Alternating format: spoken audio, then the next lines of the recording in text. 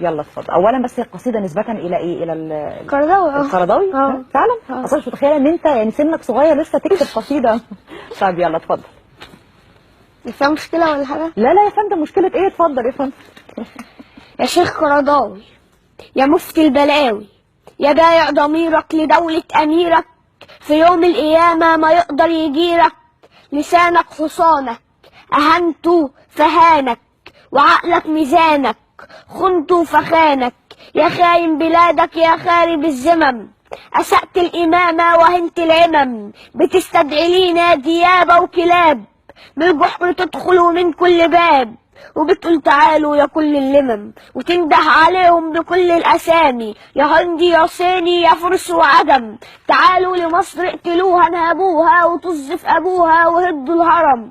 يا عرة مشايخ وشايب وشايخ، وما كانت فتاوى القمار على القهاوي تتاجر بدينك ومستعبدينك، وتنسى حسابك في يوم القيامة. عمايلك هتكتب في شال العمامة، علامة وسودة وأسوأ علامة. بتسمع لكلمة أمير أو أميرة، وتعمي ضميرك فلوسهم كتيرة. وعبي جيوبك وكتر ذنوبك، وخش بعمايلك في جنة قطر. وهتقول لربك ومن غير كلام، كتابك في ايدك ومكتوب تمام، وشاهدين عليك الملايكة الكرام. ساعتها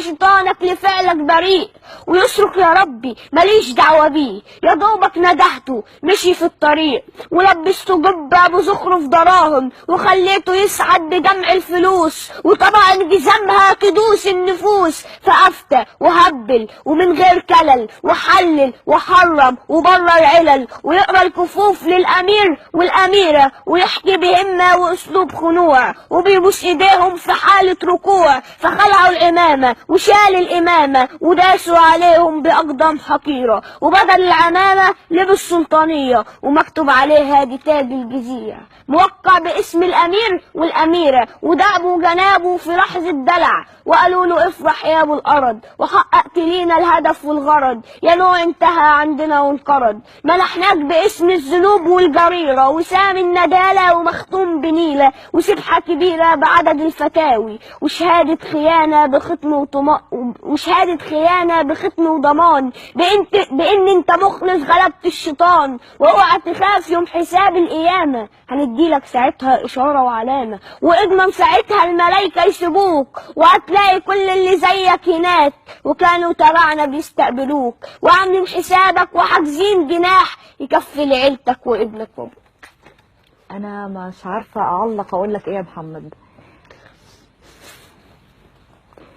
انت عارف ان انت ممكن بدل ما تسميها قصيده القرضاوي تسميها من اللي انت قلته شهاده خيانه، عشان أيوة. هي خيانه للوطن، وخيانه للدين، وخيانه لكل حاجه. انت عارف ان الناس دي يا محمد بتحلل ان اي حد يشوف ضابط شرطه او جيش في الشارع او جندي او عسكري يقتله، يقول لك ده حلال. فعلا قال كده، صح. انت عارف ان الناس دي بتقول كده؟ وبيقول ان دول مش شهداء. اه يلا ربنا يعاقبهم بقى. محمد قول لي انت الاول، بس انا عايزه